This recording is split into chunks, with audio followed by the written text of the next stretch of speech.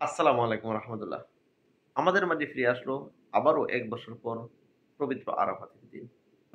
মুসলমানদের জন্য গুরুত্বপূর্ণ এবং অত্যাধিক সওয়াবের একটি দিন হচ্ছে আরাফাতের দিন।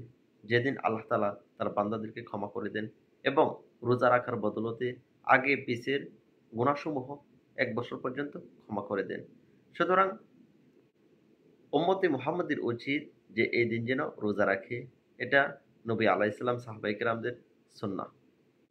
২০২৫ সালের ৫ জুন বৃহস্পতিবার যারা আরব দেশে আছেন তাদের জন্য হচ্ছে আরাফাতের দিন। আর যারা বাংলাদেশ, ইন্ডিয়া, পাকিস্তান অর্থাৎ অন্যান্য কান্ট্রিতে বিশেষ করে যারা বাংলাদেশে যারা অবস্থানরত আছেন, যারা আমার ভিডিও দেখতেছেন, তারা এখন কোন দিন রোজা রাখবেন? তারা কি সৌদি আরবের সাথে মিলিয়ে রোজা রাখবেন? নাকি তারা ভিন্ন কোনো দিনে রোজা রাখবেন? আরাফাতের দিন পালন করবেন এটা কোন দিনে? তো চাঁদের দিকে খেয়াল করলে আমরা ৯ তারিখে ইয়ামুল আরাফাতের দিন হিসেবে গণ্য করে থাকি।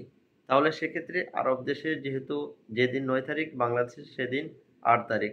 সুতরাং সেক্ষেত্রে এই ৯ তারিখ আরব দেশে যেভাবে পালন করে সেভাবে আমরা পালন করতে পারি ১। আর দ্বিতীয় কথা হচ্ছে বাংলাদেশের চাঁদ অনুযায়ীও আমরা পালন করতে পারি। তবে সেক্ষেত্রে অবশ্যই হাজিগণ যেদিন উপস্থিত হয় সেদিকেও প্রাধান্য দেওয়ার দরকার। হাজিগণ যেহেতু আরব দেশের এই চাঁদের তারিখ অনুযায়ী ৯ তারিখে অবস্থান করবে আরাফাতের মাঠে। সুতরাং সেক্ষেত্রেও আমরা এই দিনে রোজা রাখবো এবং এরপর দিন বাংলাদেশে ৯ তারিখ আসবে। অর্থাৎ হাজীগণ যেদিন আরাফাতের দিনে অবস্থান করবে সেদিন হচ্ছে বাংলাদেশে ৮ তারিখ। এই দিনেও আমরা রোজা রাখবো এবং বাংলাদেশের চাঁদ অনুযায়ী ৯ তারিখও চাঁদের রোজা রাখবো। অর্থাৎ জুন মাসের ৫ তারিখ, ৬ তারিখ ২ দিন আমরা রোজা রাখবো। তাহলে দুটোটাই আমাদের জন্য আদায় হয়ে যাবে। যারা আরব দেশে অবস্থানরত আছেন তাদের জন্য ৫ তারিখ, জুন মাসের ৫ তারিখ বৃহস্পতিবার আরাফাতের দিন। আমরা চেষ্টা করব সকলেই রোজা রাখার জন্য।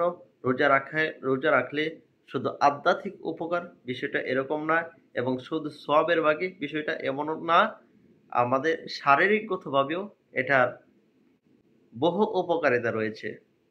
আল্লাহ তাআলা তার প্রিয় বান্দাগণ, তার গুণগত বান্দা যারা, নিয়ামতপ্রাপ্ত বান্দা যারা, যাদেরকে আল্লাহ তাআলা এই দিনে মাফ করে দিবেন, তাদের কাতারে আপনাকে আমাকে শামিলে রাখুক।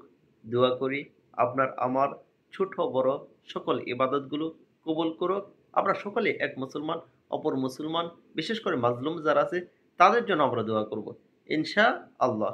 আসসালামু আলাইকুম।